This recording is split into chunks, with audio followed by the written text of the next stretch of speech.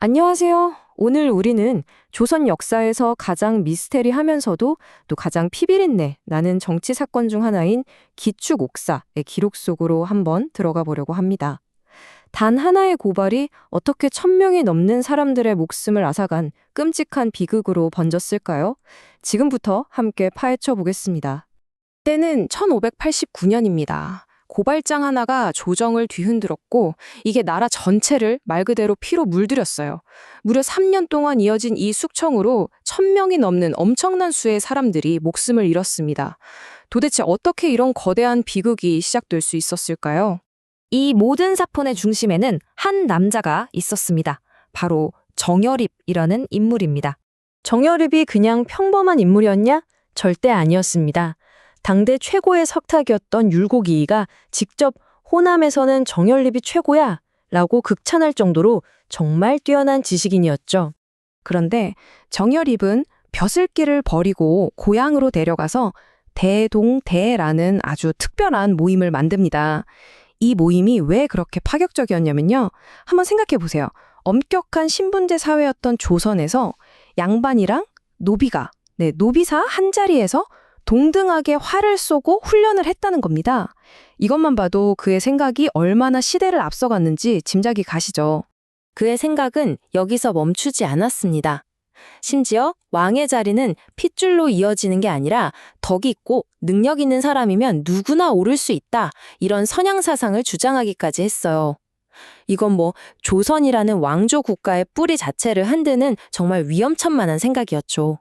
그리고 결국 이 모든 활동과 사상이 영모라는 혐의로 구체화됩니다. 정여립이 바로 그 대동계 조직을 이용해서 민심을 얻고 나라를 뒤엎을 반란을 꾸미고 있다는 고발이었죠. 바로 이 고발이 기축옥사라는 거대한 피바람의 시작점이었습니다. 고변서 한 장이 던져진 이후 전국은 걷잡을 수 없는 피해 소용돌이 속으로 빨려 들어갔습니다. 조정의 반응은 정말 빠르고 가혹했습니다. 당장 정여립을 잡아들이라는 어명이 떨어졌고 전국의 관군들이 횃불을 들고 밤낮으로 그를 쫓기 시작했죠. 필사적으로 도망치던 정여립은 결국 진안의 죽도라는 작은 섬에서 막다른 길에 다다릅니다. 포위망이 점점 좁혀오자 그는 체포되기 직전 스스로 생을 마감하는 길을 선택하고 맙니다. 그런데 여기서 중요한 게 뭐냐면요. 그의 죽음이 사건의 끝이 아니었다는 겁니다. 오히려 이게 진짜 끔찍한 숙청의 시작을 알리는 신호탄이 됐어요. 조정은 스스로 목숨을 끊었다는 것 자체가 죄를 인정한 확실한 증거다. 이렇게 규정해버린 거죠. 그 결과는 정말 참혹했습니다. 특히 정여립과 가까웠던 그리고 정치적으로 반대편에 있던 동인 세력은 거의 뿌리채 뽑혔다고 할 수 있어요. 예를 들어 이발이라는 관리의 집안은요. 단지 정여립과 친했다는 이유만으로 노모부터 어린 아들까지 온 가족이 끔찍한 고문 끝에 처형당하는 그런 비극이 전국 곳곳에서 벌어졌습니다. 하지만 400년이 흐른 지금 우리 역사학자들은 질문을 던집니다. 과연 이게 정말 영모가 맞았을까? 혹시 공식 기록 뒤에 우리가 모르는 또 다른 진실이 숨겨져 있는 건 아닐까? 하고요. 바로 이 질문이 오늘날까지도 역사가들을 치열하게 논쟁하게 만드는 핵심입니다. 정여립은 정말 세상을 바꾸려 했던 혁명가였을까요? 아니면 너무나도 잘 짜인 거대한 정치 공작의 희생양이었을까요? 이 사건의 진실을 두고 현대 역사학계의 의견은 크게 4가지로 나뉩니다. 보시는 것처럼 이걸 단순한 영모 사건으로만 보기에는 의심스러운 점이 한두 가지가 아니거든요. 이 4가지 가설이 지금도 아주 팽팽하게 맞서고 있습니다. 첫 번째는 이건 한 개인의 치밀한 복수극이었다는 주장입니다. 당시 서인 쪽의 책사 역할을 했던 송익필이라는 인물이 있었는데 이 사람이 자기 가문의 약점을 건드리려던 동인 세력에게 복수하기 위해서 이 어마어마한 사건을 기획했다는 거죠. 두 번째는 이건 철저히 계산된 정치적 권력 다툼의 결과물이라는 설입니다. 이 사건의 수사 총책임자였던 서인의 정철, 그가 이 기회를 이용해서 라이벌이었던 동인 세력을 아예 싹 쓸어버리고 자기 편의 권력을 되찾기 위해 사건을 일부러 더 키우고 부풀렸다는 해석이에요. 세 번째 가설은 여기서 한 발 더 나아갑니다.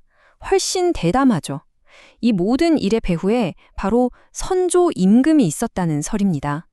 당시 너무 강해진 동인 세력에게 위협을 느낀 선조가 이 사건을 빌미로 신하들을 숙청하고 자신의 왕권을 강화하기 위해 직접 이 옥사를 조종했거나 최소한 묵인했을 거라는 주장입니다. 마지막 네 번째는 그래도 공식 기록을 어느 정도는 믿어야 한다는 입장입니다. 정여립의 사상이나 대동계의 활동은 실제로 조선 체제를 위협하는 진짜 역모였고, 물론 그 과정에서 너무 많은 사람들이 억울하게 희생되긴 했지만 반란 계획 자체는 실제했을 거라는 주장인 거죠. 자, 진실이 이 네 가지 중 무엇이든 간에 기축옥사가 남긴 상처는 조선사회 전체에 너무나 깊고 어두운 그림자를 남겼습니다. 이 사건의 후폭풍은 정말 엄청났습니다. 정치적으로는 당파 싸움이 돌이킬 수 없을 정도로 격렬해졌고요. 사회적으로는 정여립의 고향이었던 호남 지방에 반역의 땅이라는 끔찍한 낙인이 찍혀버렸습니다.